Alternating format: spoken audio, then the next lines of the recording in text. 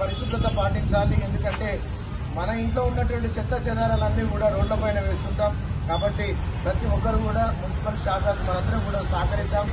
ప్రతి ఒక్కరు కూడా వ్యక్తిగత పరిశుభ్రత కావచ్చు, ఇంటిల్లిపాది పరిశుభ్రత కావచ్చు పాటించినప్పుడే ఆరోగ్యంగా ఉండగలుగుతాం, ఇవ్వగలుగుతాం. కాబట్టి ఈ విషయాలను గమనించుకుంటూ అదేవిధంగా ప్రభుత్వం చేపడుతున్నటువంటి 6 గ్యారంటీల పైన ప్రతి ఒక్కరు ఇంకా ఎవరైనా అప్లై చేసుకొని వాళ్ళు ఉన్నట్లయితే కూడా 6 గ్యారంటీల పైన అప్లై చేసుకోవాల్సిందిగా, మరి బడుగు బలహీన వర్గాల ప్రజలందరికీ కూడా మరి ఏ విధంగా 6 గ్యారంటీలు మనకు వస్తాయనేది మరొక పాట ద్వారా.